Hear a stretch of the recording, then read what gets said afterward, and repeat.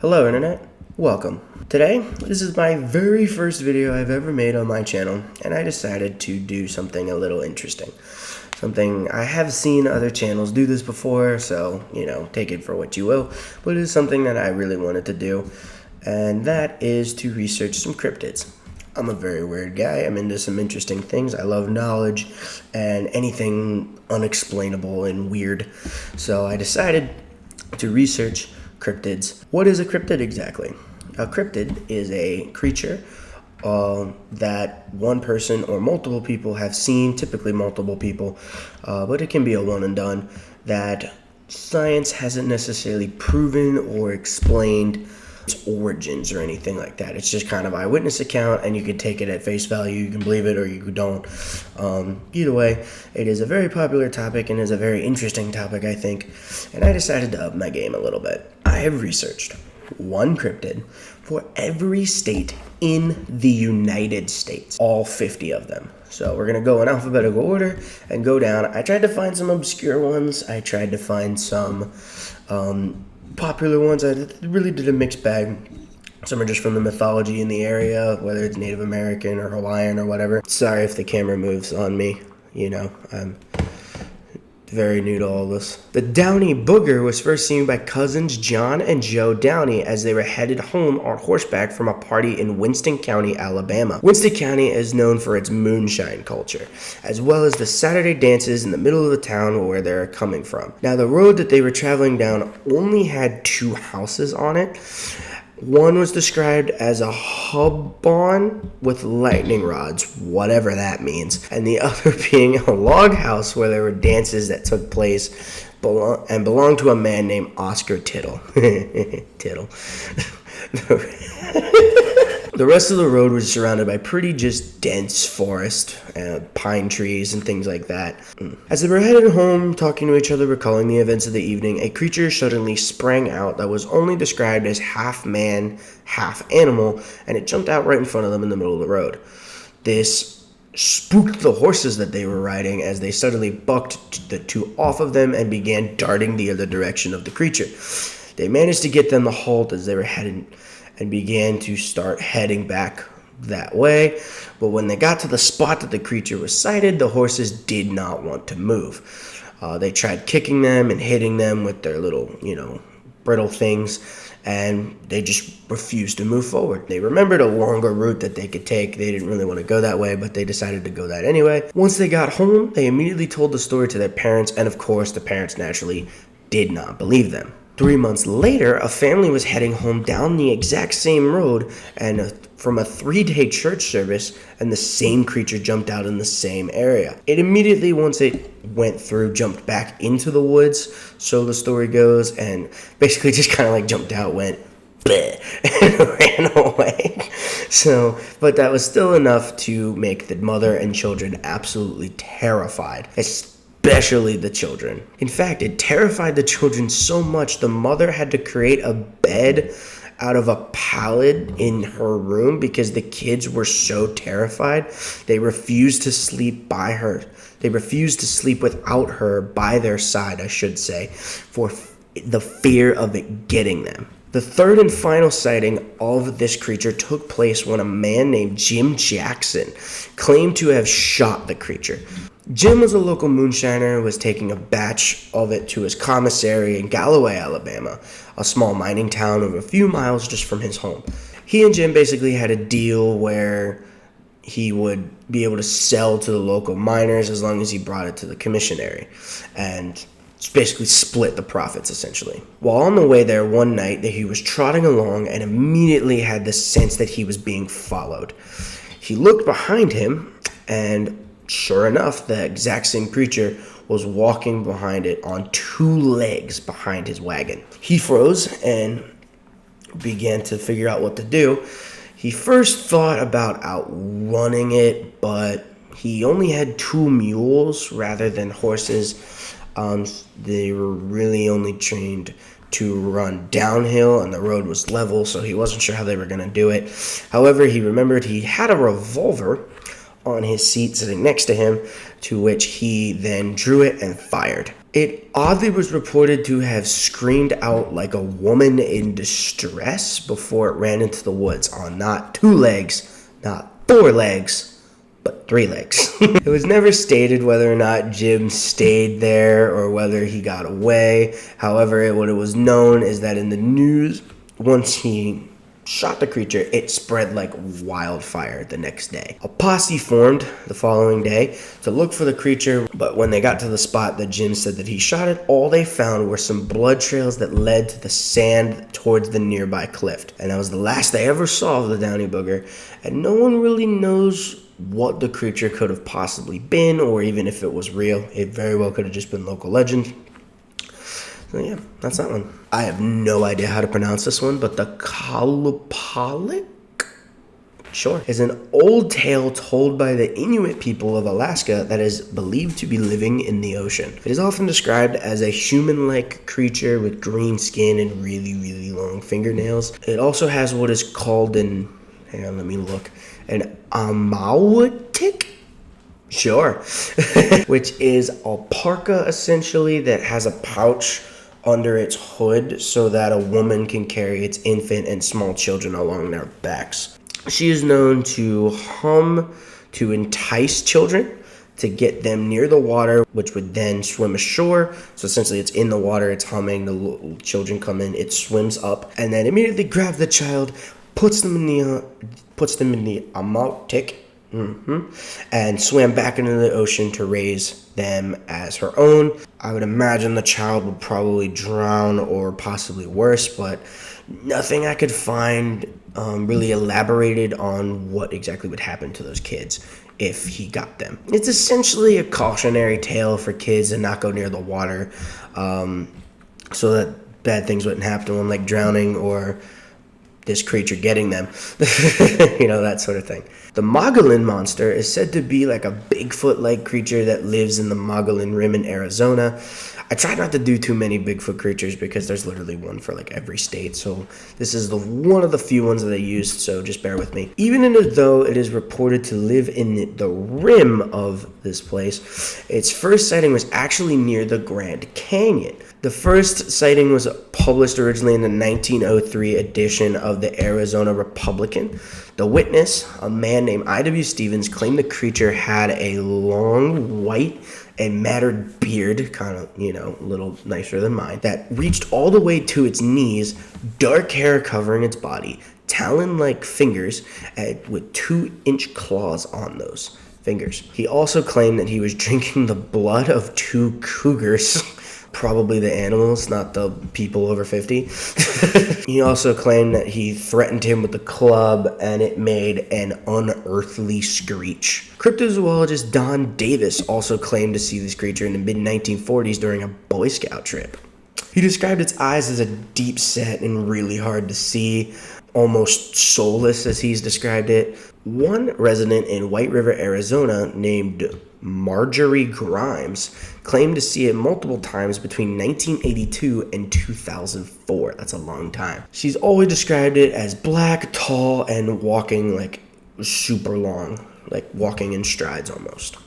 So, Arkansas's Gowro is one of the few instances in a creature getting popular via journalism. I know journalism helps a lot with local folklore. This was the instance where journalism, instead of the folklore getting to the journalists and the journalists actually reporting on it, the journalism was actually the inspiration for the local folklore. It first appeared in the Arkansas Gazette on March 31st, 1897 by a man named Albert Smithy. The editor of the newspaper at the time, Frederick W. Alsop, recalled how Albert came up with the story. This is a, hoax story, just so you guys know. According to Fred, Albert met a local businessman by the name of William Miller and told him a story of a horrible monster known as the Gowro. The name is derived from the sound it made when it attacked. So I guess Gowro, Gowro, Gowro.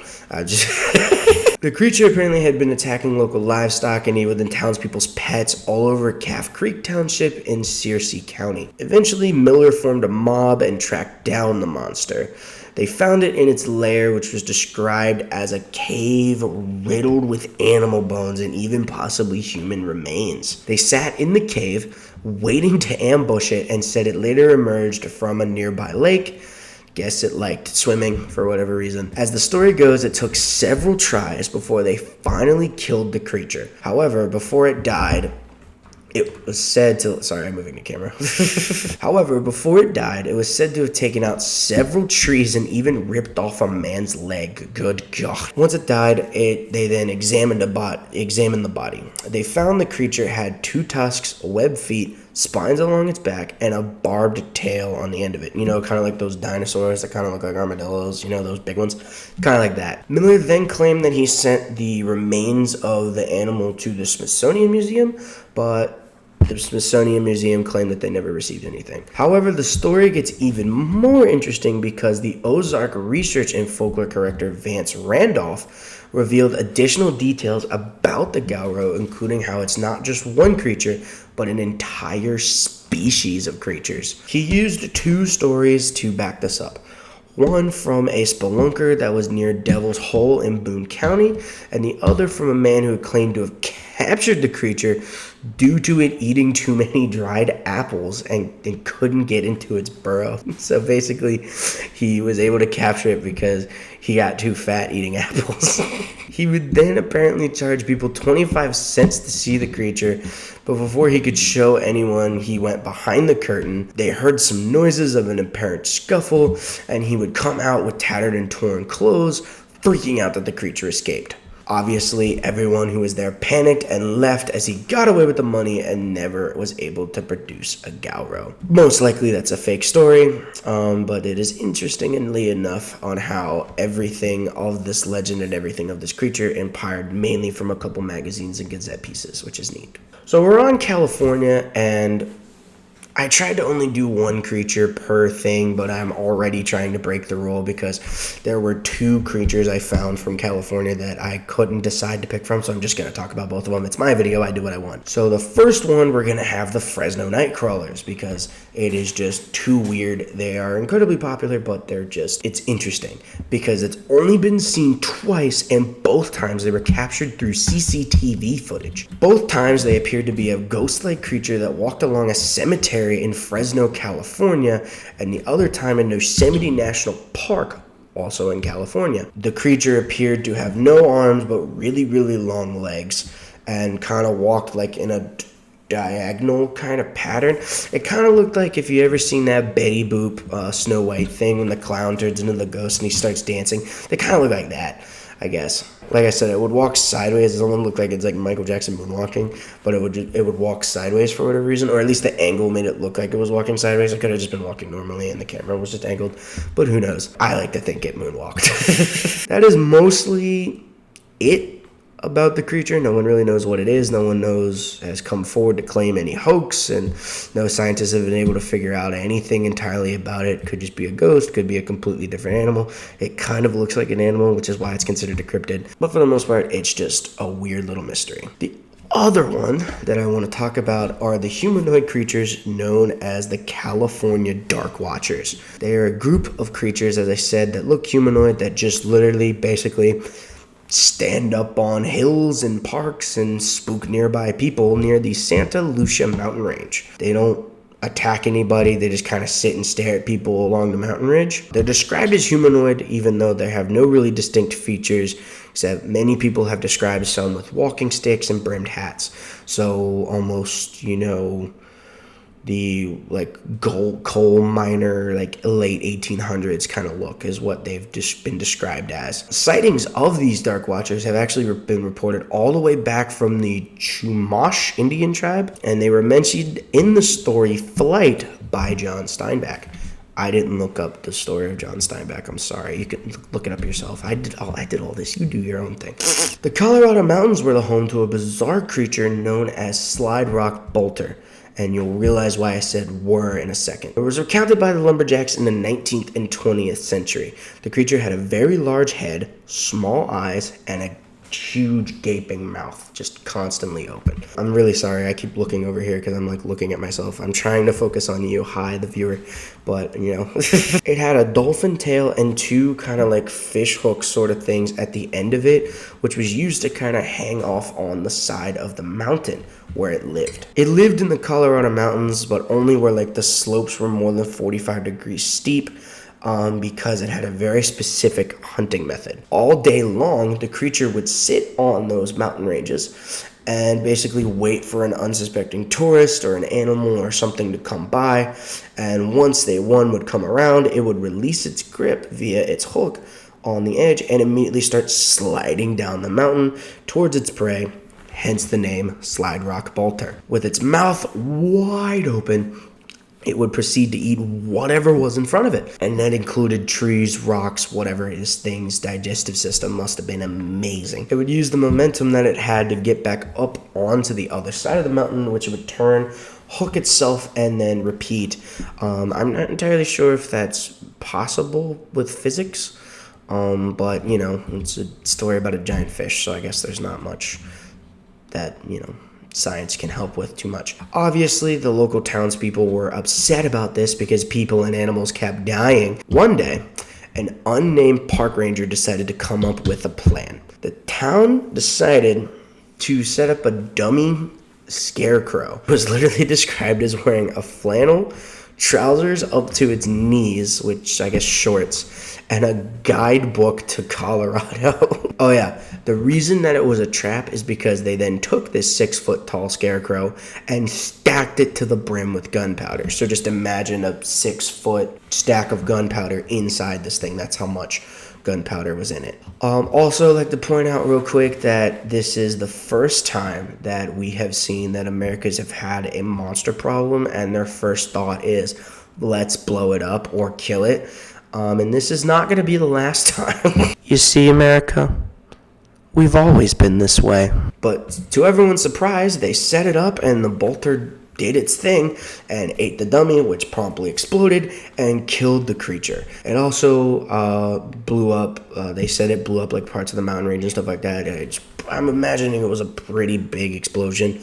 I don't really know, but the important thing is the creature was dead, and then they put it in some books and stuff like that. And now, if you go to the Colorado mountains, they'll tell you about the creature, and that's neat. The Glowacus, which is a name that I absolutely love, and you bet your ass I'm going to try and say it as much as I can. It was described as a bear-dog-cat hybrid that terrorized Glastonbury, Connecticut. Many farmers and hunters would hear the creature, catch glimpses of it, and every time that they would physically see it with their own eyes, it would always be attacking their livestock and trying to kill it, and sometimes even succeeding. This went on for a few weeks before January 14th, 1939, a group of locals went into the surrounding countryside to Glowacus hunting. Now, what did they find during their Glowacus hunting? Nothing. But you know, I'd like to imagine that they had a good time, I guess. Sightings would continue in Glastonbury for about a month or so, but eventually they would find about 2 miles of footprints east of Glastonbury. Once they found that, the Glowacus hunts became almost a local sensation. In fact, there's plenty of newspapers and stuff like that you can find talking about these Glowacus hunts. People would hunt in the countryside. They would explore caves and go as far as the Berkshires in Connecticut. I would also like to point out there's this amazing photo of a man who is aiming a gun and allegedly about to shoot the Glowacus during an encounter, and it's just an amazing photo. I highly recommend. If I don't put it in the video, like, go look for it yourself. I'm probably going to try and put it in. If I don't, whoops. Unfortunately, after this time, it disappeared for about a decade and a half until people began spotting it again in the 1950s. Once again, the hunt was on as the Glowacus was seen attacking animals and just being the little rascal that he is. And then it disappeared forever, and it hasn't been seen since the 50s. And most people who believe in the Glowacus or have studied the Glowacus believe that the Glowacus actually was a fisher cat because it hadn't been discovered yet. Puckwudgies, another fantastic name, are 2 to 3 foot tall elf-like creatures said to inhabit Delaware. Hold on, let me say this right. According to the legend of the Wampanoag people where these stories were derived from, the creature at one point lived in harmony with the humans until the Wampanoag people began to side with Mawashop. Again, hopefully I said that right. Mawashop was a local folk hero to the Wampanoag tribe and was also a giant and had many friends, including a giant frog and his wife, Granny Squannet. These names are just fantastic. I love it. The little guys did not like this alliance and instantly became jealous and mischievous, so Mawashop expelled them from the area. As revenge, depending on the legend that you read, the Pukwudgies either killed Mawashop or him and his sons as well. So he's definitely dead, but whether his sons died depends on the story that you read. They then went on to absolutely terrorize the locals, tripping them into taking their children or just making people fall off cliffs and things like that.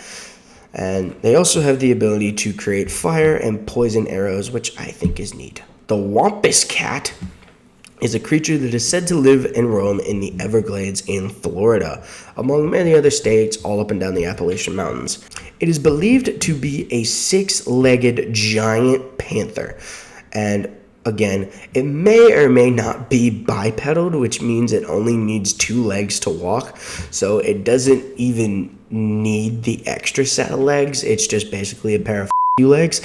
The origins of this creature come from an old Native American tale about a young onlooker trying to sneak over to a village to see an ancient and secret ritual before being spotted and cursed right then and there by the local indigenous people, and she was promptly turned into a Wampus Cat. On July 25th, 2008, an 18-year-old boy went out hunting in the Georgia woods with his grandfather.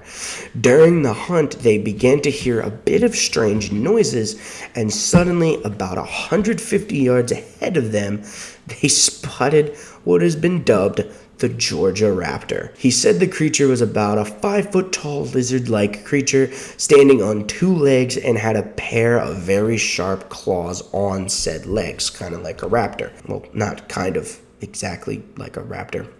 They immediately froze in place and began just staring at the creature in awe, as the creature appeared to be very fast, and according to the grandpa and his son, it made a couple more like really strange noises.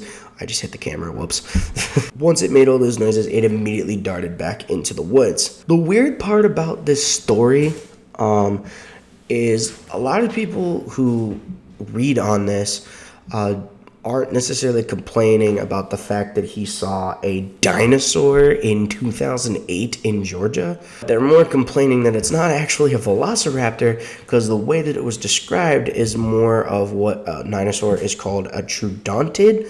But again, still doesn't make sense because A, also extinct like a velociraptor, and B, from what I researched, it apparently lived in the North Alaska, Canada region, which, let me look at my notes here real quick. That's not Georgia. The Moa creature, which I originally, when I read the name, thought it was just Moo and was going to call it Moo for a little bit before I added an apostrophe. They're shape-shifting water dragons, which is really cool. They can appear to you as either a beautiful maiden or a 20 or 30-foot long water dragon. It's really 50-50 apparently. Their most famous story is that of the volcano goddess Pele. I'm just going to call it Pele. I'm sure it has nothing to do with the soccer player, but I'm just going to call it Pele. If it's wrong, tell me in the comments. The volcano goddess Pele was sending her daughter Hayaka to rescue her mortal lover from the Moa, who had them. I just hit the camera again. Whoops. The Moa had her lover hostage, so the volcano goddess Pele sent Hayaka to rescue him. She fights and killed many of these dragons in her journey before finally running into the biggest and baddest one of them all, the man-eating Moa known as Kikipua. He was said to have been as big as a gorge. Just imagine a dragon as big as a gorge on a canyon thing. Yeah. She chased him down all the way to his lair before killing it with her magic skirt known as a pau. Yeah, it's just a neat little Hawaiian history lesson there for you folks. So during my research, I found out Idaho actually has several Loch Ness monster-like creatures all throughout its very vast and very deep lakes. So I'm just going to name a few here. There's Charlie, who was named in a newspaper contest in the 50s, which is kind of neat. That one is believed to be a 10 to 50 foot tall Loch Ness creature that lives in Payette Lake. There's also the lake-penned oriole paddler, another Nessie Lake creature, though this one is said to be very peaceful, unlike Charlie, who has been known to attack boats and things like that. Along with that, there's the Bear Lake monster, who was first written about by a Mormon settler named Joseph C. Rich, who took a bunch of secondhand accounts of the creature. I think the Bear Lake one is probably the most interesting because recently, about a couple years ago, a 25 foot long, mangled carcass showed up on the shores of Bear Lake, and many people believe that the creature had met its fate. But I kind of think that that's worse, because if it met its fate, that means something else had to have killed it, which means there's another one or there's something bigger, which either way is not good. The Enfield horror is easily one of the craziest and most terrifying creatures in all of cryptozoology. It is a sulking, grayish creature that is apparently only supposed to have 3 legs. It is most famous for the night of April 25th, 1973, when it attacked a young boy named Greg Garrett in his backyard. The creature met face-to-face with Greg Garrett in his backyard, and apparently as he ran inside of the house, he ripped his tennis shoes to pieces, and then, not even an hour later, attacked his neighbors, the McDaniels. That night, Henry McDaniel and his wife were returned home after a night out with their children, Henry Jr. and Lil.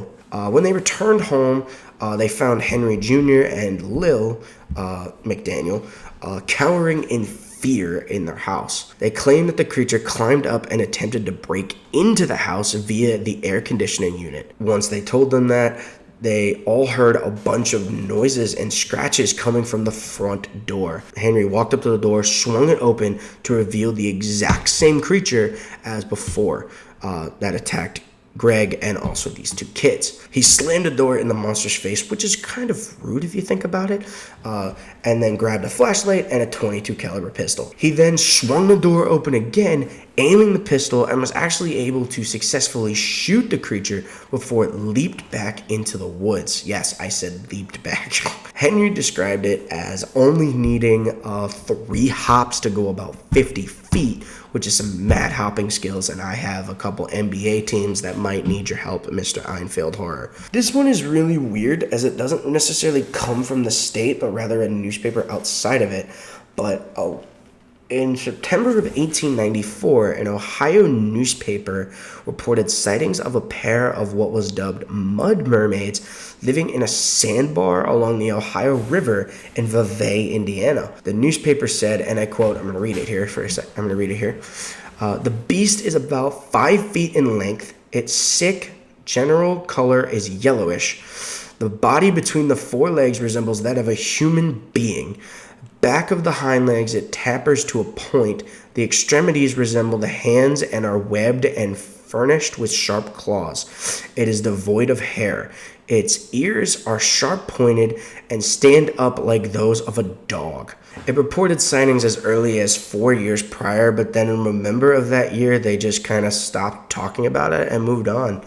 So whatever it was, I really don't know. It's just a weird little newspaper story from the 1800s. There you go. Coffee break. In October of 1903, several respected members of the community in Van Meter, Iowa, reported a creature that had bat-like wings, a terrible stench, and could shoot beams of light out of its forehead with essentially a built-in Halo gun from the video games. It terrorized the local townsfolk for several nights, and many of the townsfolk claimed that they even shot at it. However, the bullets appeared to have no effect on the monster. Kind of like that movie scene in Superman, I think from like the 2000s, where he shoots him and then the gun and then the bullet kind of like goes into his eye but then flattens, kind of like that. The town eventually got fed up with this bat and proceeded to chase it to an abandoned coal mine, where they were greeted by a second creature of the same ilk. They shot at both those creatures before the 2 of them flew down into the coal mine and were never seen again. While many people who study cryptozoology know Kansas for the area that Sinkhole Sam derived from, which is a 15-foot long worm that was said to live in the Inman Lake, also known as the sinkhole, which also, by the way, is a creature that they also fixed the problem by blowing it up. That's two. I also wanted to point out that there have also been several sightings of pterosaurs in the Cheyenne Bottoms in Kansas. Pterosaurs are pterodactyl-like creatures that were believed to have a 25-foot wingspan. So if it's 25 feet, it would probably be anywhere between 5 to 6 feet tall. Roughly, I could be wrong about that. They would have lived in that region actually millions and millions of years ago, but according to some, at least one survived and is currently flying around Kansas, which is terrifying. Located at the Walnut Street Baptist Church in Louisville, Kentucky, a gargoyle-like creature known as the Demon Leaper has been sighted and basically been an overall nuisance and prankster for decades. The church was built in 1902 and does have gargoyles that are said to protect the church and its proprietors, according to the builders. However, many people believe that one of them moves, or at least a creature that kind of looks like one hangs out with them. Kentucky historian David Domine has described it as a bat-like creature with leathery skin, wings, claws, and talons, and it is seen hopping around the roof. But don't worry, guys, it's harmless. According to David, the most that it's ever done is poke and scratch people, which technically isn't harmless because that's committing harm, but it is what it is. Fun fact, many people who believe in the Demon Leaper also believe that this creature was either the same type of creature or was the exact same entity as London's Spring-Heeled Jack. For those that don't know, Spring-Heeled Jack was an entity that was known to jump out at people and attack people before leaping over walls and sometimes buildings to completely get away. The reason many people believe this is that right around the time that the Spring-Heeled Jack sightings dissipated in England, the sightings of the Demon Leaper began in Louisville. So a lot of people think that it could potentially be the same thing or just the same creature. So this one is kind of more of an urban legend. I think I have a few of these that are technically urban legend, but this one is about a vampire, so I think it counts. There's also a lot of French names, so I'm probably going to butcher these. I'm sorry. The Comte de Saint-Germain was an alchemist that first appeared in the records in France during the reign of King Louis XV. Comte de Saint claimed to be 6,000 years old and made an elixir that granted him eternal life. Well, whatever it is, they won't tell us. It's probably Gatorade. The French aristocracy at the time thought his tale was so fascinating, and he actually became a minor celebrity in the area. Later on in life, he eventually actually moved to Germany before mysteriously dying.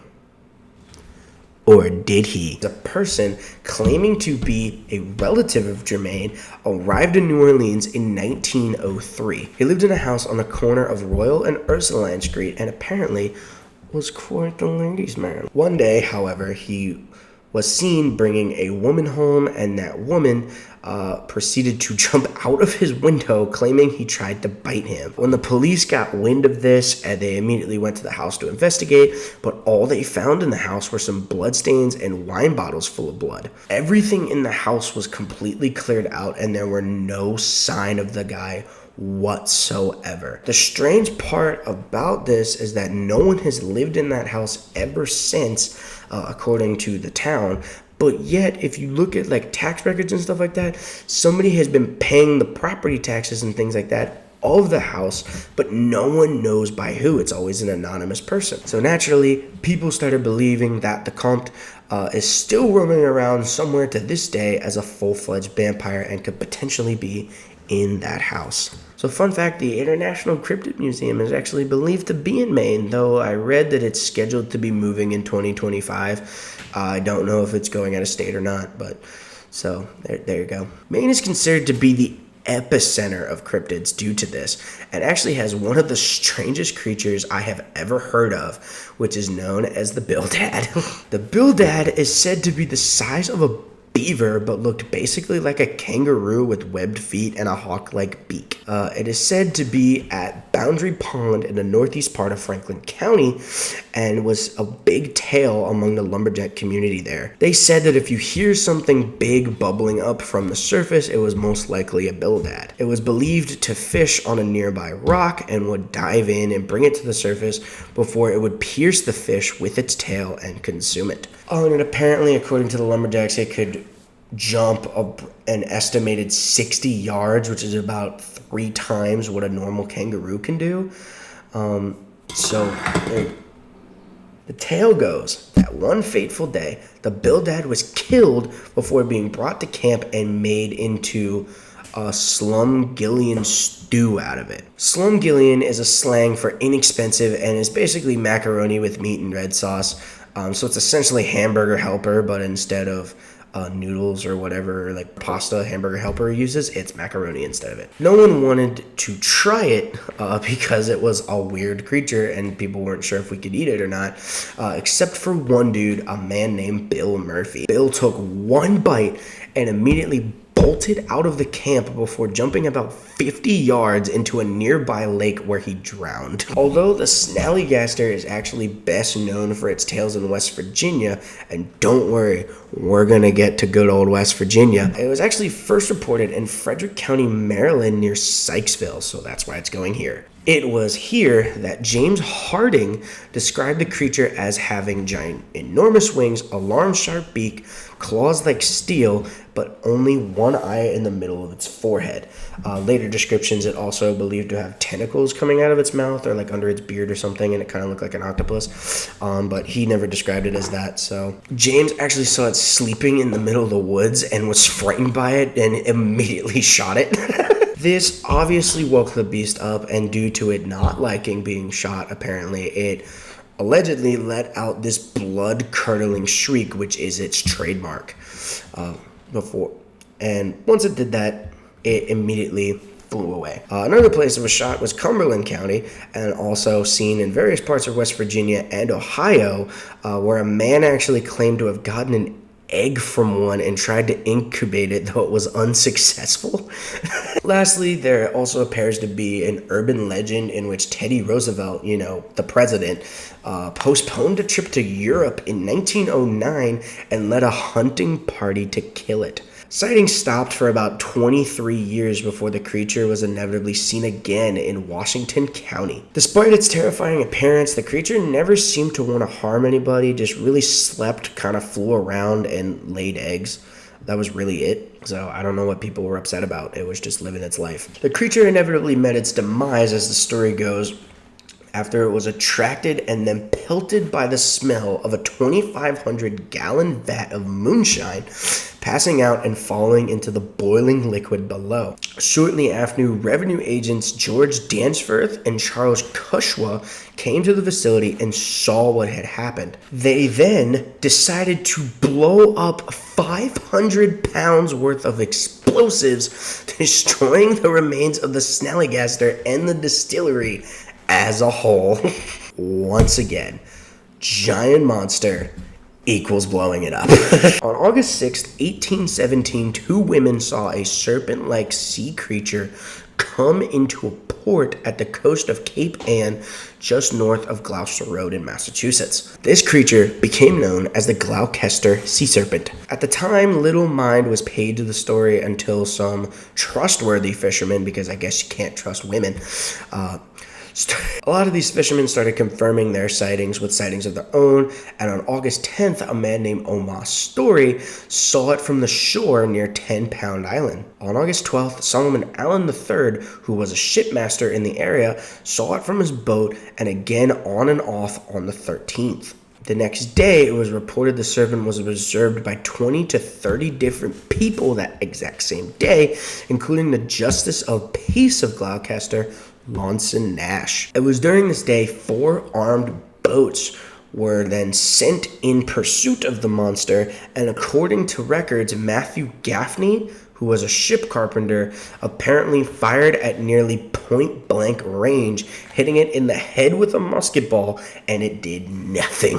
Again, I like to think it's the Superman thing where he gets shot in the eye and then it just...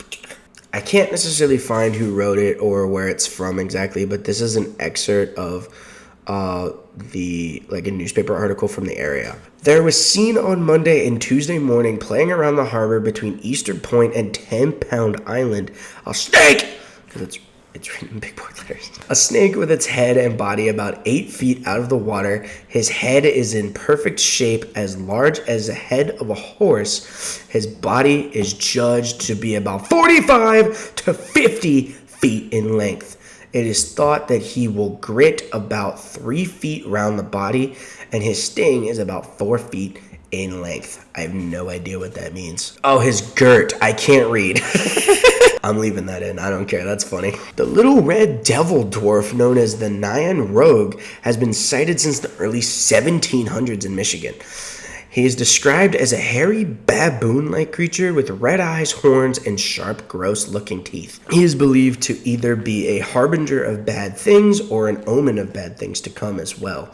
Kind of similar to Mothman. From West Virginia. Again, we're getting to West Virginia. Some of the events that the Nyan Rogue was reportedly seen before include the following. The Battle of Bloody Run in 1763, an 1805 fire that decimated the city in the local area, General William Hall's surrender of the city to the French army in 1813, the 1967 race riots, and a terrible ice storm in 1976. He was also claimed to have been sighted by a drunk dude in 1996, but nothing came of that, so he was probably just drunk and saw a short guy and thought it was a Nyan Rogue. Michigan also apparently organizes a parade every year since 2010 where they attempt to banish the Nyan Rogue, even though the drunk guy was the last to see him. This one's going to be short because I couldn't really find any from Minnesota, and this is also technically not a cryptid, but there have been multiple accounts of people seeing kangaroos in the wild by the Coon Rapids and Anoka areas, which is just, yeah, probably a kangaroo just got out from a zoo or private collector or something, and now they're just being seen. I'm sorry, Minnesota, I really couldn't find anything. I tried to stay away from aliens because they're kind of considered like their own thing. It's like ghosts, cryptids, aliens. Like they're kind of like 3 categories when it comes to the paranormal.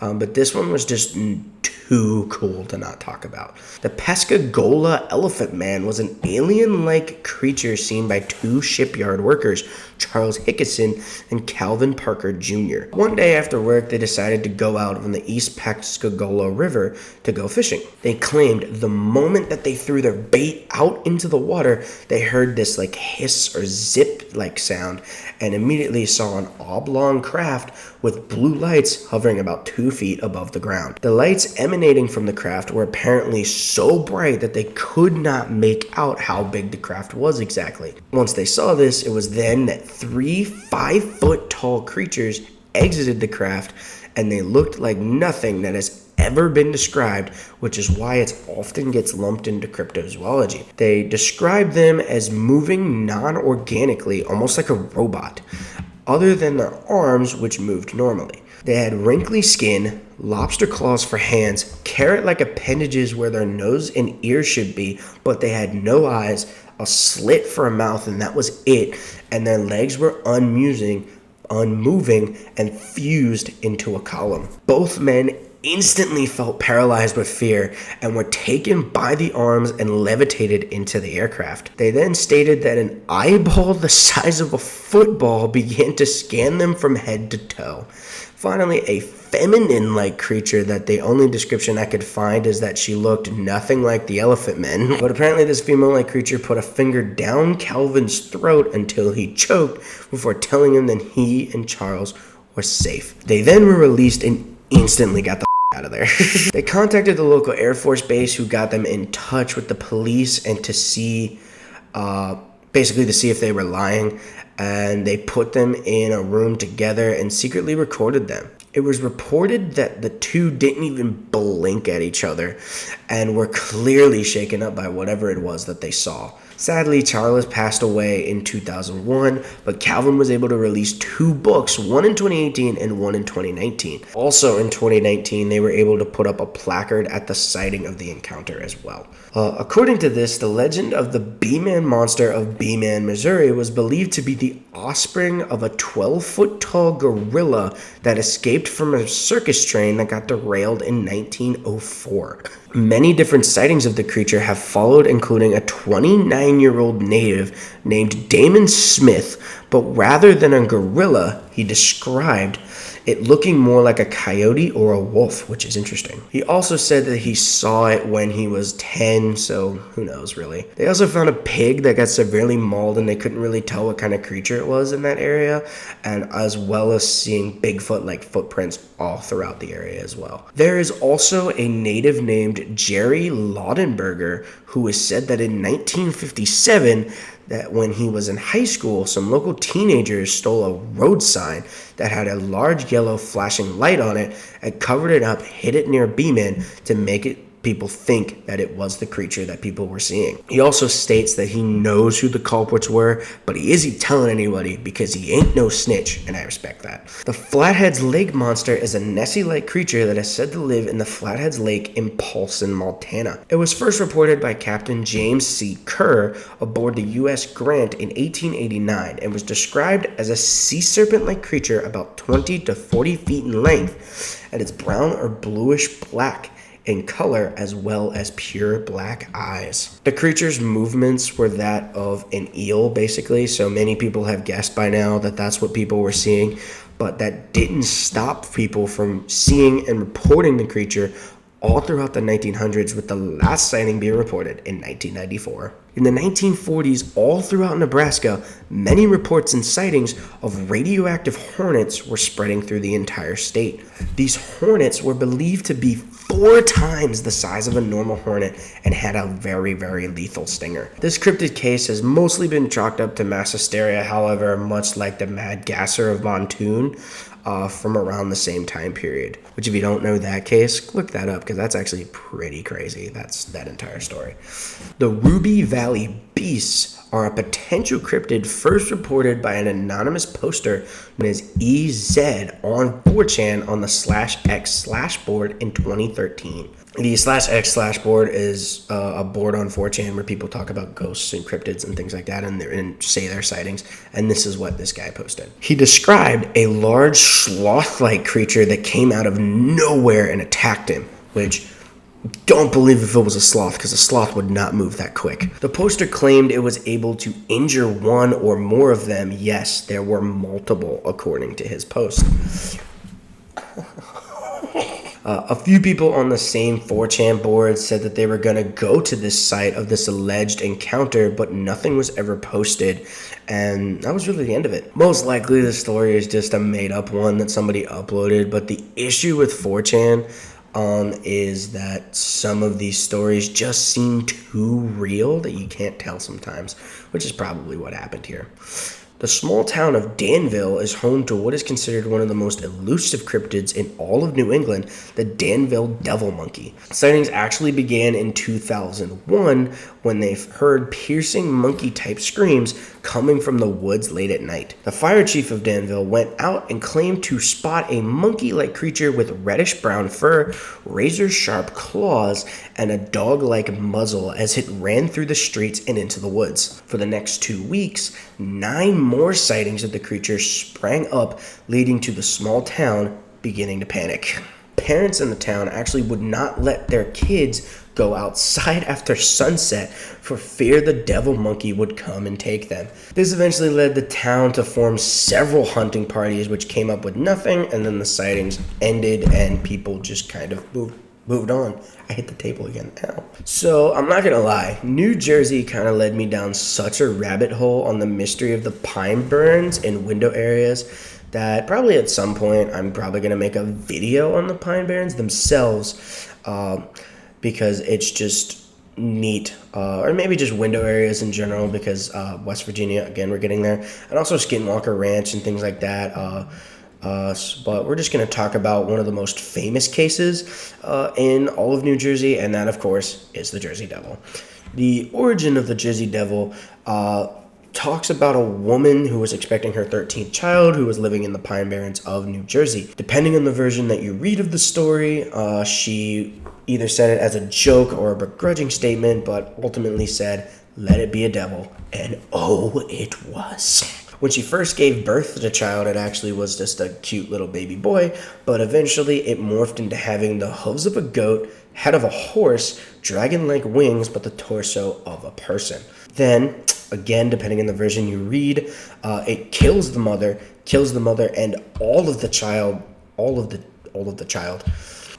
children, or it just like beats them up, or again, depending on the story you read, it just kind of like looks at them and goes, bleh. All the stories end with him jumping up the fireplace and into the woods, where it is said remain to this day. Many people have reported seeing a pterodactyl-like creature known as a pterotorn all throughout the deserts and canyons of New Mexico. The ones we know about, scientists believe that it didn't look like the one from Jurassic Park, but rather a giant condor or vulture, rather than what we know from the movies. Many people have reported seeing those creatures, but also the dinosaur ones as well.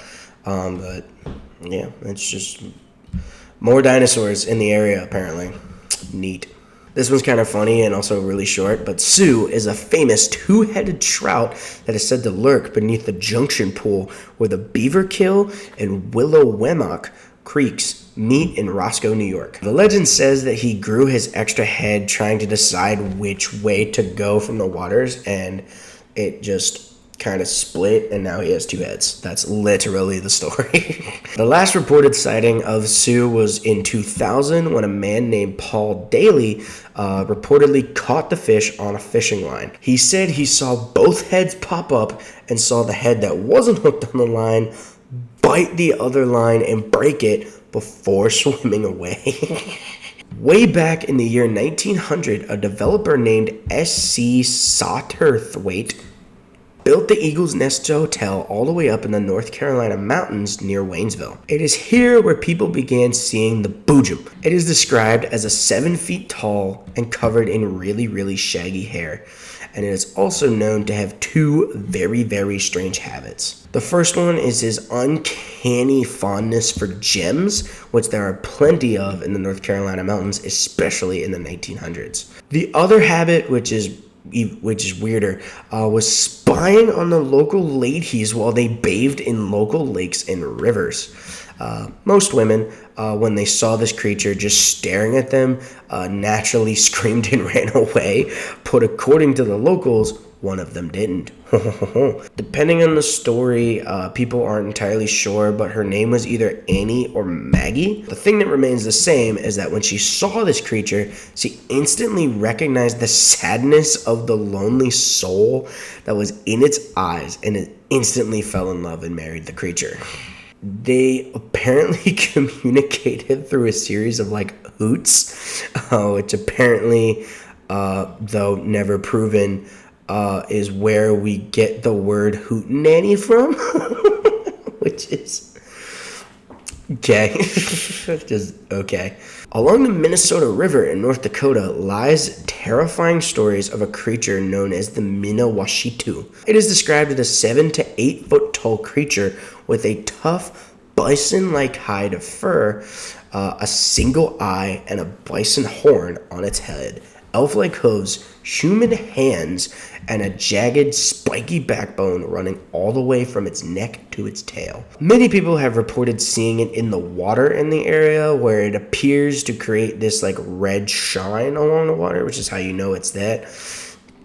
Like it's on fire essentially, while it swam against the current with a deep, horrific roaring sound. According to legend and also reports, while only one man was believed to have ever seen the creature out of the water, his report is that he saw the same description of creature that I previously gave coming out of the water of the Missouri River. When he and the creature locked eyes, he instantly blacked out. He woke up and managed to stumble to his home to tell his family before he was said to have lost his reasoning and unfortunately later passed away from the incident. Ohio has surprisingly many cryptids that I've never heard of, from Bigfoot creatures to potential alien life forms. There's the legend of the Crosswick Monster, Bessie of Lake Erie, the Dogman, seen all throughout Ohio, the Grassman and his cousins, known simply as Orange Eyes, and of course the ever so famous Loveland Frogman, the one with like the magic But the one that I'm going to focus on is the Charles Mill Lake Monster. This creature was seen one time by a group of local teenagers in March of 1959. Denny Patterson, Wayne Armstrong, and Michael Lane were running around towards the shores of Charles Lake when they ran into this terrifying creature. Out of the water rose a 7-foot-tall, armless humanoid, which the only things the boys could make out were that it had webbed feet and glowing green eyes. They saw this and immediately booked it out of there and tried to report it to the police. Well, I shouldn't say tried to report it. They did report it. The authorities went to the area of the lake. The boys told them they saw the creature, but all that was left of the existence of the monster were footprints that looked like the fins of a scuba diver going out and back towards the water. And that is literally the only time this creature has been seen, but the story is still told by locals to this day. Oklahoma, and the case of the Oklahoma octopus, is absolutely fascinating, as it is a case of a potentially known ocean creature being in a place that it absolutely should not be. So there are 3 lakes that have been reported sightings, as well as a high mortality rate with many unexplained drownings in these 3 lakes. These lakes are known as Lake Thunderbird, Lake Ulaga, and Lake Tenkiller. It is within these 3 lakes that people have described seeing an octopus the size of a horse with long tentacles and leathery reddish-brownish skin. Many people have reported being attacked by it, and of course some blame the deaths of families and loved ones on the creature. Of course, the issue with an octopus being in these lakes is the fact that octopus are obviously seawater creatures and should not be able to survive in freshwater conditions. Of course, scientists have stated that an octopus could potentially survive in a freshwater condition, as there have been confirmation that fresh or saltwater creatures can survive in seawater due to the discovery of some jellyfish that did the exact same thing in Missouri and all throughout the world. So there are freshwater jellyfish now. The issue with this theory, however, is in order for that to happen, there has to be some sort of channel from the sea to the ocean.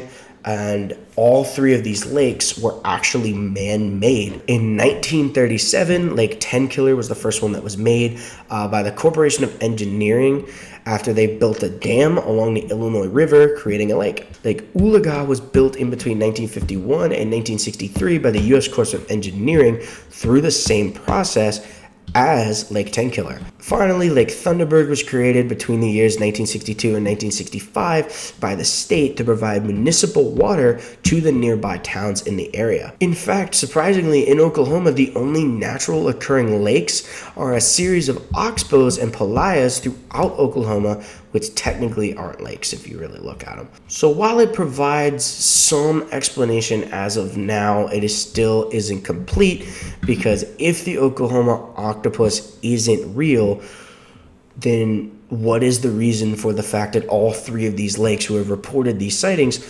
have a seriously high drowning rate? So what is causing these drownings if the Oklahoma octopus isn't real? Oregon lumberjacks in the late 19th and 20th centuries would come back with tales of a creature known as the gumbaroo. It is described as a mostly hairy, fat, bear-like animal. The reason I say mostly is because it's also described as having big, bushy eyebrows and scraggly hairs on its chin. So basically like Borat eyebrows and an Amish beard on a hairless bear. Like, think of it like that.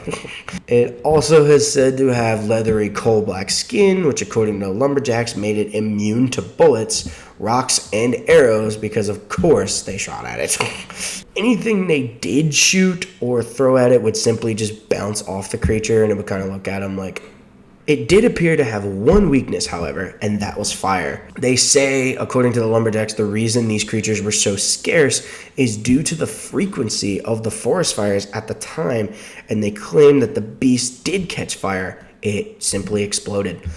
One time, after a big forest fire outside of Coos Bay, they said that they heard multiple bangs as if trees had fallen over and could smell burning rubber in the area. The gumbaroo was also said to have an unsatisfiable appetite. This creature actually appeared in many different books that I looked into my research.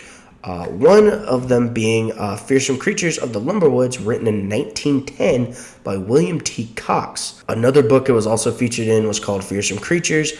This one was by Henry H. Tyrone and was written in 1939. There was also one in 2015 by Hal Johnson. This book also being called Fearsome Critter. This one being called Fearsome Critters instead of Fearsome Creatures, I'm sorry. There was also a book released in 1971 called The Hunter, the Tick, and the Gumberoo by George Mendoza. And the only description of the plot is a hunter is out looking for the Gumberoo before being distracted by a tick on his cheek. So, Pennsylvania is my home state. And if you know anything about Pennsylvania, is that we are haunted as We have Gettysburg, the Eastern State Penitentiary, the Belleroy Mansion, the Pennhurst Asylum. We've got ghosts. And knowing this, I was actually really excited to get to Pennsylvania because I was hoping this would be the best state. And the only thing I could find is Pennsylvania. Was that we've had Bigfoot sightings. We've had this creature called Ray, which is a Nessie creature in Raystown Lake. We've had mountain lions we were not supposed to, really, really giant snakes. And then we have the squonk. The squonk is a pig-like cryptid with way too much extra skin and warts all over its body, and it is super, super depressed. I can relate. Literally, hunters in the area have said that the best way to find the squonk is to follow the trail of tears that it leaves behind them, which is just really sad. Even though I'm giggling, because it's also kind of really funny. Apparently, this can also be used as a defense mechanism, however, because hunters say that if it cries hard enough, it can dissolve itself into a pool of its own tears. Oh my goodness. So basically, the squonk's only defense mechanism is to die, which is really, really sad if you think about it. Oh. One man has claimed to have caught one in a trap and drove barely 2 miles to the local police station, and apparently it sobbed the entire ride. By the time he got to the police station and showed the sheriff the cage was completely empty, and all that was left of any evidence of a creature being there was a pool of water inside the cage. So this next creature that I'm going to talk about has only been seen twice, but in order to talk about this next creature, we have to talk briefly about a man named Albert Hicks. Albert Hicks was born circa 1820 in Rhode Island and became known as America's last pirate. He would commit many ship robberies and many highway robberies, which the latter he called his specialty. In his autobiography that he wrote, he actually said he killed over 100 innocent victims in just the highway robberies alone. He was executed on July 13th, 1860, and apparently it took him a long time to die. They also apparently made a death mask before he died, and then after his execution, shaved his head and beard completely before attaching it to the plaster of his head, putting it on display in Barnum's Great American Museum until it burnt to the ground in 1865. The story that we're going to focus on about Albert Hicks, however, in this video is the time that he tried to steal the buried treasure of Captain Kidd. So Captain Kidd was also a famous pirate from the area, and Albert grew up hearing stories about his treasure being buried somewhere near his hometown. In the summer of 1839, Albert was convinced that the treasure was buried somewhere on Page Farm in the outskirts of town. Him and his squad went out to look for it and were digging before they saw something absolutely horrible. This was the Gloucester Ghoul. Hicks described the beast as, and I quote, a large animal with staring eyes as big as pewter bowls. The eyes looked like balls of fire. When it breathed as it went by, flames came from its mouth and nostrils, scorching the brush in its path. It was as big as a cow with dark wings and each side like a bat's. It had a spiral horn like a ram's, a big around as a stovepipe. Its feet were formed like a duck's and measured 1.5 feet across. Those are big ducks. The body was covered with scales as big as clamshells, which made a rattling noise as the beast moved along. The scales flopped up and down. The thing had lights on its side like those shining through a tin lantern, Before I saw it, I felt its presence and I smelled something that was like burnt wool as it went by. I had a feeling of suffocation when it came near me. The monster seemed to come from out of nowhere and also went away in the same manner. So they saw this creature and instantly bolted out of there. Then in 1896, the creature was seen again in local Gloucester resident Neil Hopkins. On January 13th of that year, he was traveling down a path alone in his way home from work. He had taken this path many times before, but stated when talking to the evening hour 2 days later that on this night he had a funny feeling about this. When he got to the darkest part of the path, he said he heard a deep sound coming from the forest towards him. Then a creature, as he described, coming from the gates of hell itself, started sprinting towards him. Another quote from him, he said, "It seemed to be all afire. It had hot breath. There was a metallic sound like the clanking of steel against steel. The beast didn't seem to be strong in the wind, for it chased me for only a short distance, then plunged off into the woods. I could hear the dead branches and twigs crackling underneath the heavy tramp." Many people believe that the creature that he saw was the same one that Pirate Hicks saw 57 years earlier. Also, the day of Pirate Hicks' confession, he claimed that the devil took possession of his soul, and that's what caused him to do all these things. So many of the local residents believed that the creature was a manifestation of this said collecting of their possession of the soul. As for the second one, many people saw a really large bear in town, so some speculate that the second encounter was just the giant bear that was in the area, and the guy just couldn't see too well in the dark.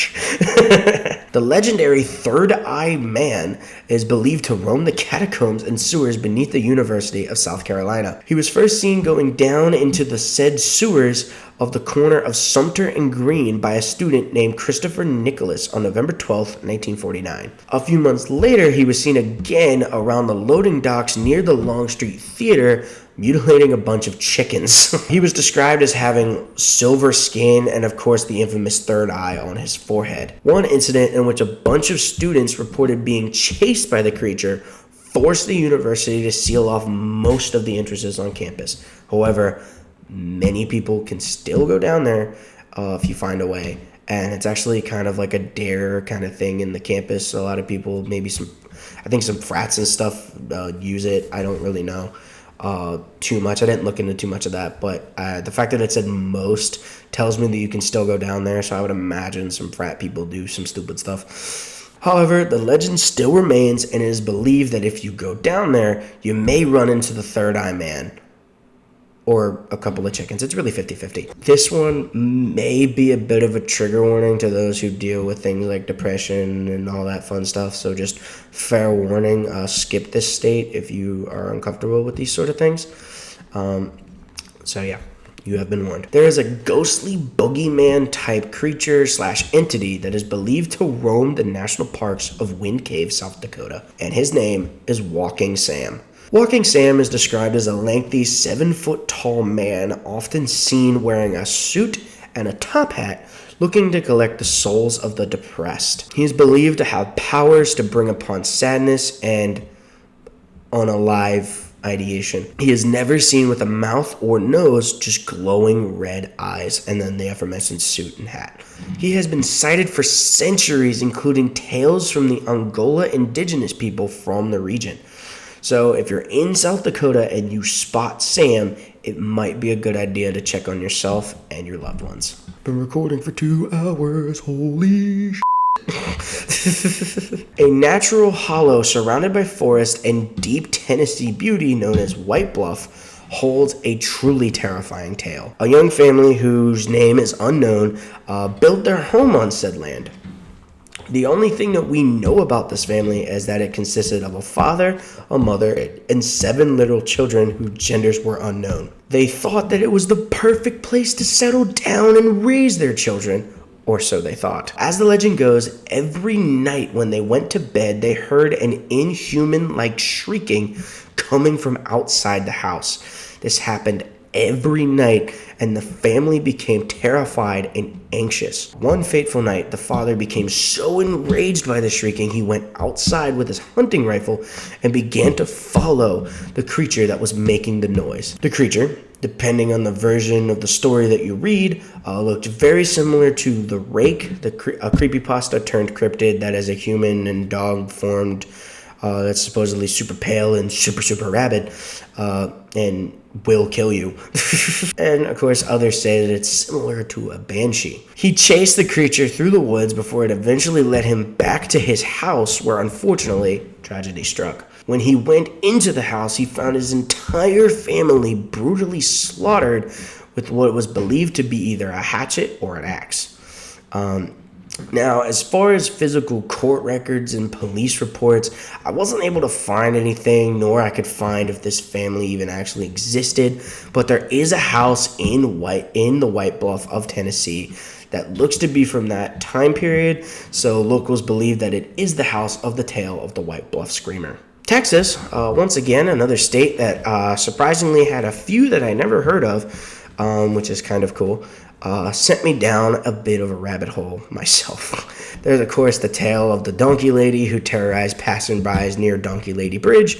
There's sightings of the folklore La Lechuza of Mexico mythology, which is basically this witch owl giant thing that kills you. But I think probably the most interesting one is the Bear King of Marble Falls and the kidnapping of local woman Rami Arland.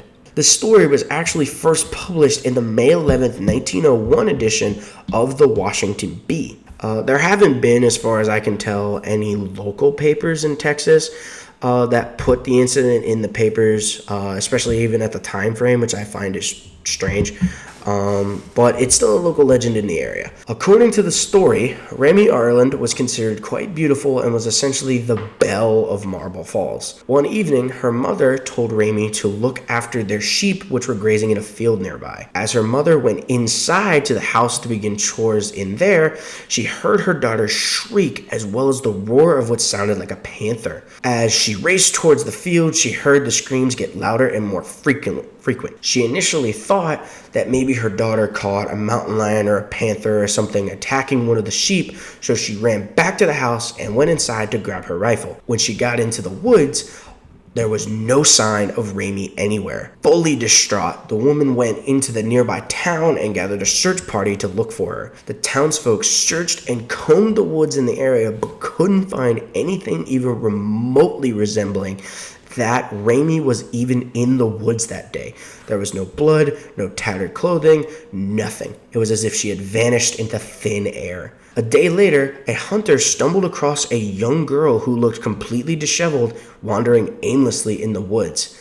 This was Rami. When she got back and told everybody her story, according to her, she was watching the sheep and making her way down a trail when she came across a large black bear. The bear wanted nothing to do with Rami, and once they locked eyes, he immediately ran into the woods. However, immediately after, a curious-looking animal sprang out onto the trail. She knew right away it was not a bear and kind of looked somewhat human, recalling an old Kickapoo legend of the Bear King of Marble Falls. The creature then grabbed her, stared into her eyes, and let out a horrid sound, which is probably the sound that the mother heard. She thought the creature was about to kill her, but instead the creature threw her over its shoulders and immediately ran into the nearby mountain range. The creature lugged Rami for miles before they ended up in its lair, which was a wretched-smelling cave miles away from human civilization. When the Bear King threw her off her shoulders and left her lying on the ground, she began to run towards the exit of the lair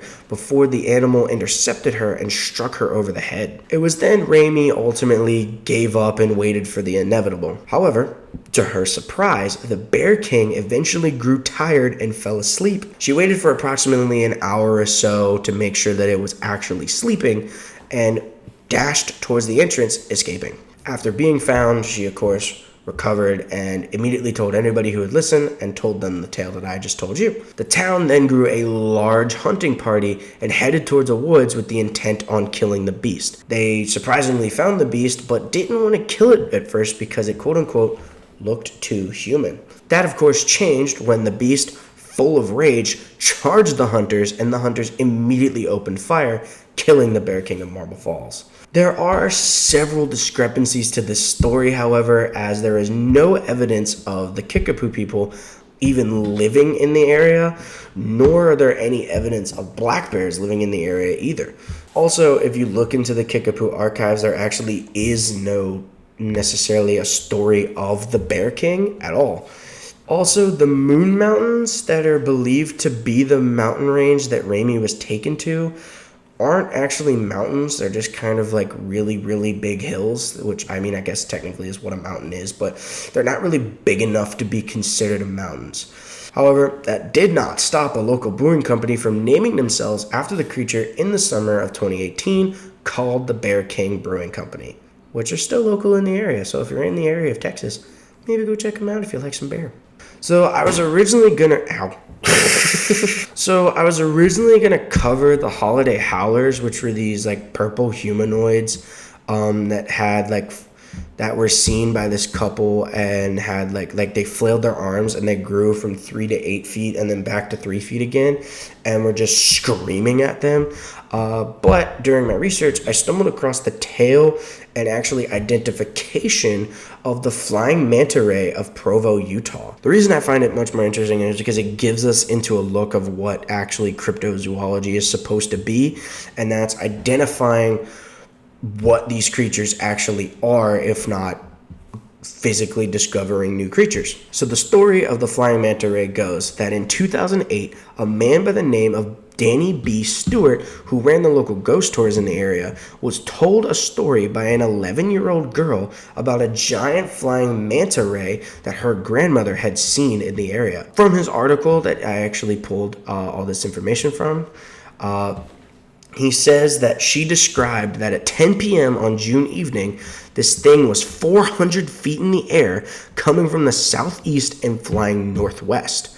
It had a 14-foot wingspan, and its body and tail were probably about 25 feet long. It flew directly over the Provo City Tabernacle, eventually disappearing into the night sky. He didn't think much about it, but thought it was a neat story and decided to add it to his ghost tour, which is titled The Original Provo, Utah Ghost Tour with Danny B. Stewart.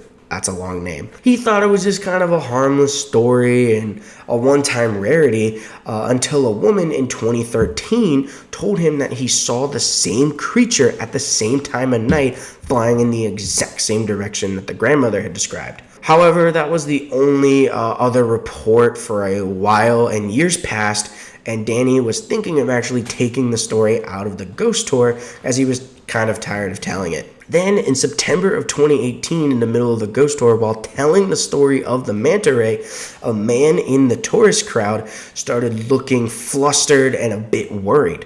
His assistant went over and asked what was wrong, and he began exclaiming things like, "I saw it, it was recent, and it was this year." He says he saw the manta ray climbing the side of the old tower of the Utah Valley Regional Medical Center. He also got one kid claiming that him and his girlfriend saw it in California while surfing, but that probably was just an actual manta ray jumping out of the ocean or like in the waves that he was doing.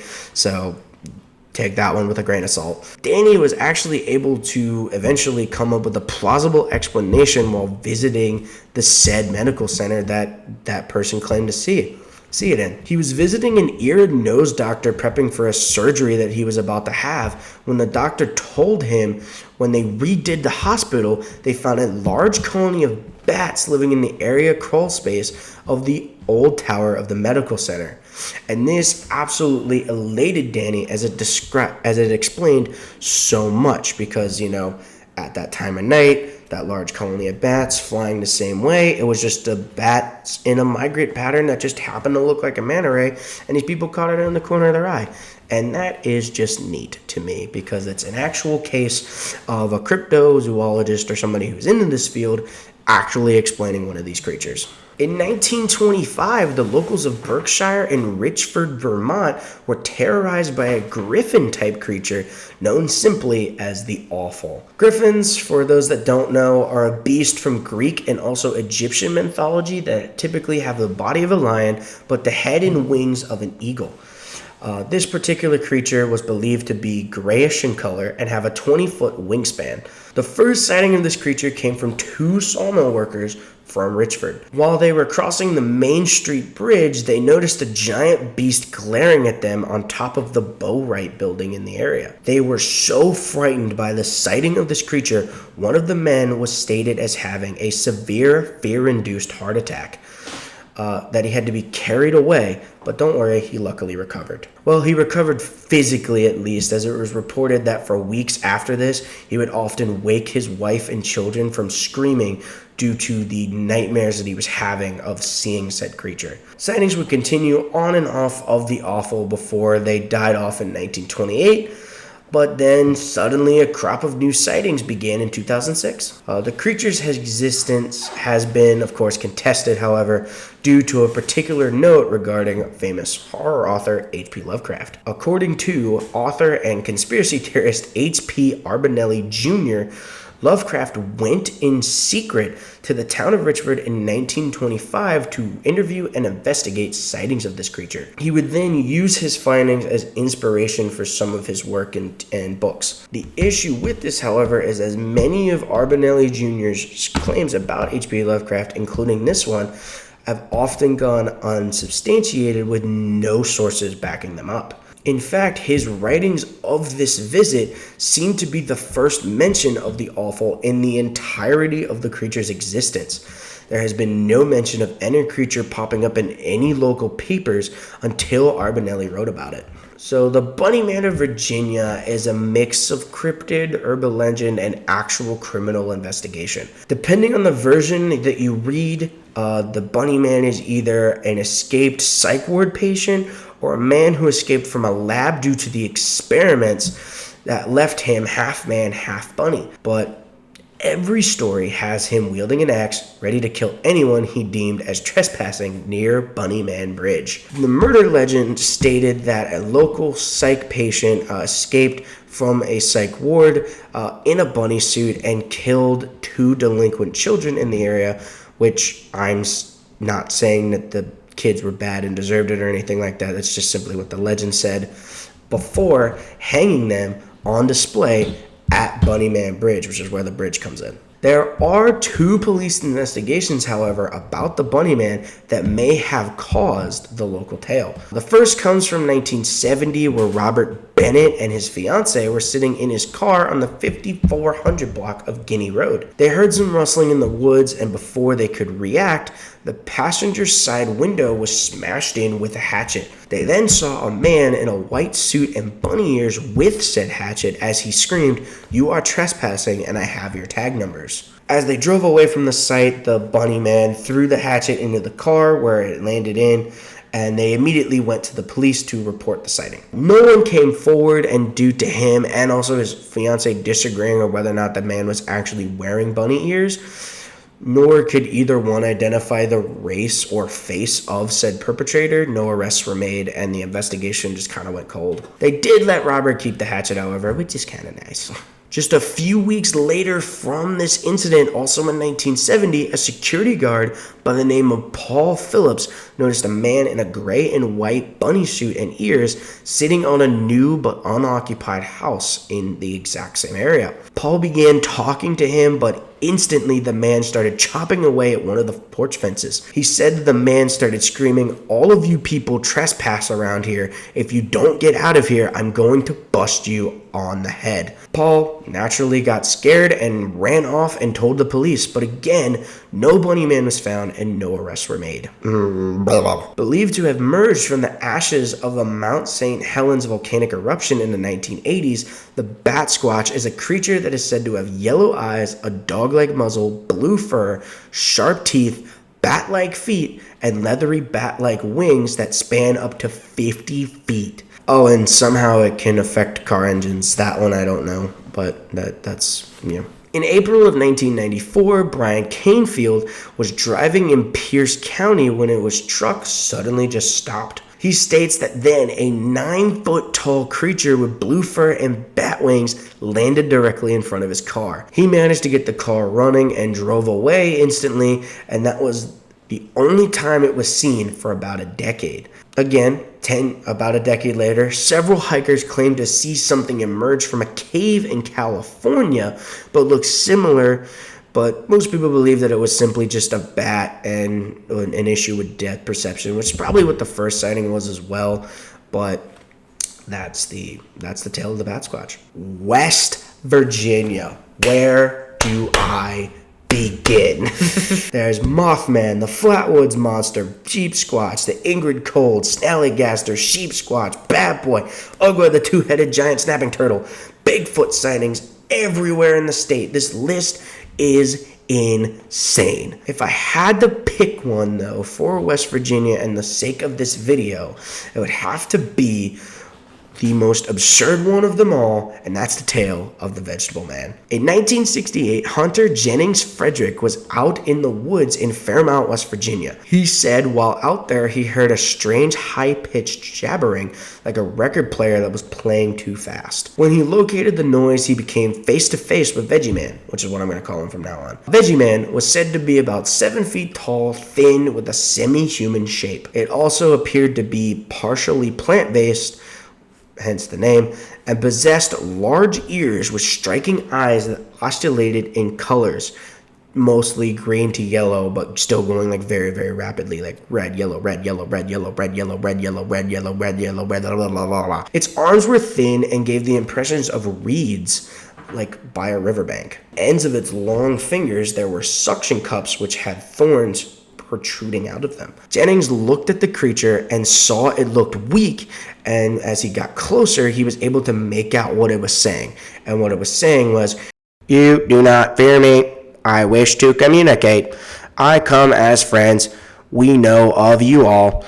I come in peace. I wish medical assistance. I need your help." I don't know why I did it like that. As soon as he was able to make that out, however, the creature lunged at him. He grabbed him in sort of like a bear hug type thing and used his limbs to penetrate and stab his body to drain him of his blood. My goodness.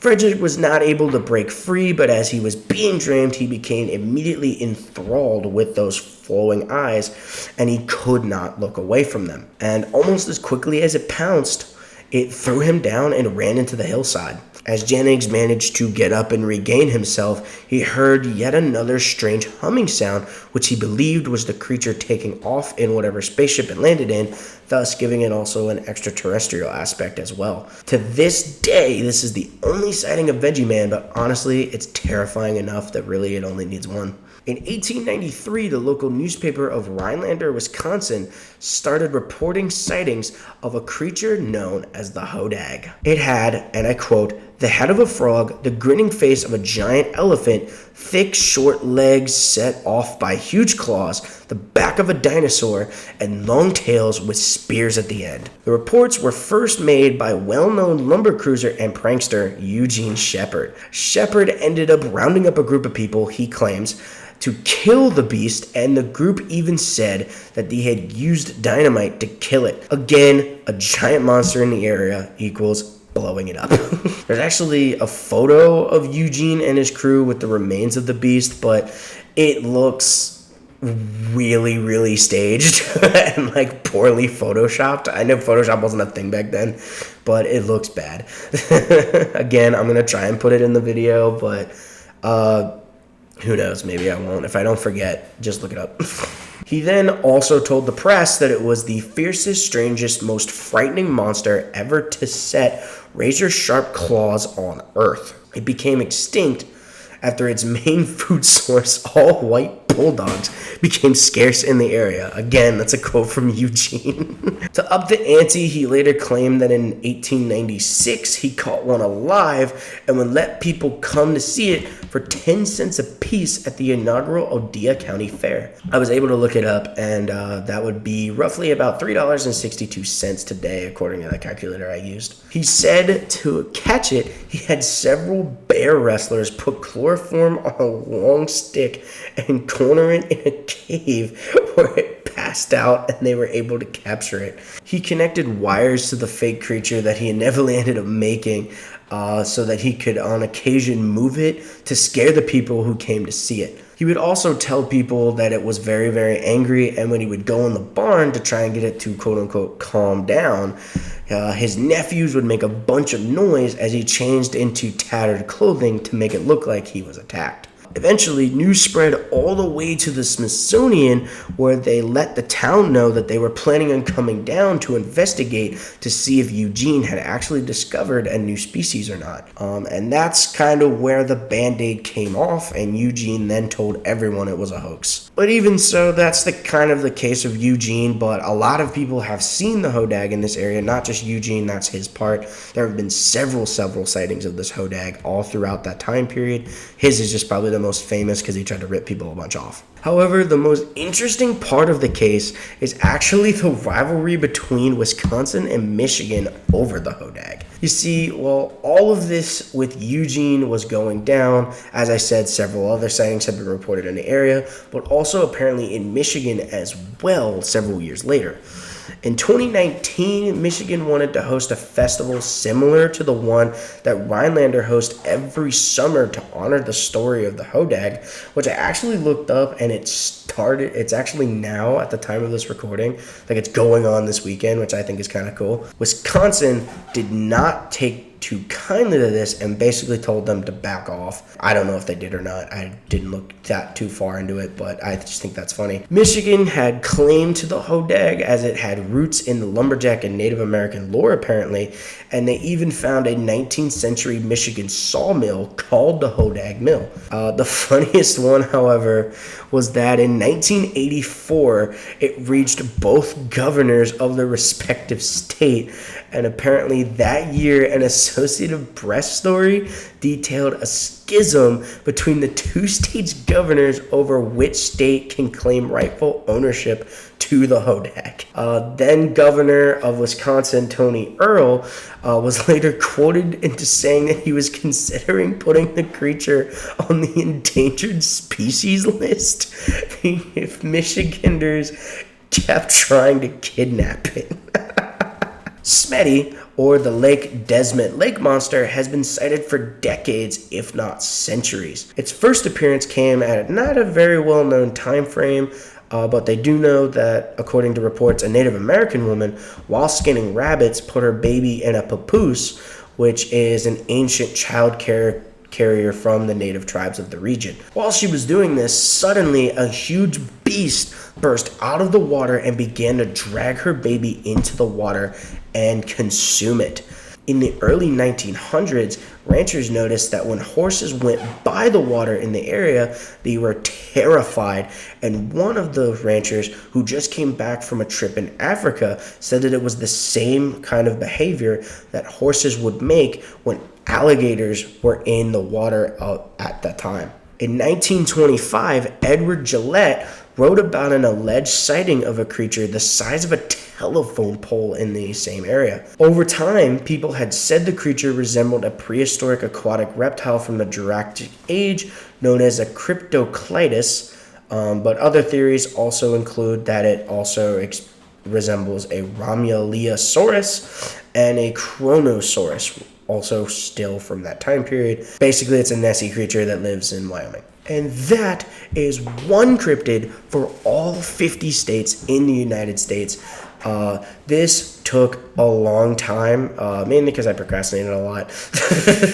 But this was generally really fun to do, and I hope that you guys enjoyed it. If you did stick all the way through, obviously I hope that you did if you stuck all the way through. If you did, feel free to also hit the subscribe button. As like I said, I don't know how much cryptid stuff I plan on doing, but I plan on doing a lot of videos on like knowledge and history and like weird stuff, like anything that I kind of enjoy, stories that I like to tell. Basically, let me know whatever state that you're in, if there's any that I missed that you think are also neat, as I like to learn about this stuff, or if you're outside of the U.S., let me know what kind of creatures that you have in your area that it would also be neat. Thank you guys so much for watching, and I will see you all next time. Bye. Who is texting me right now? Oh, I don't care.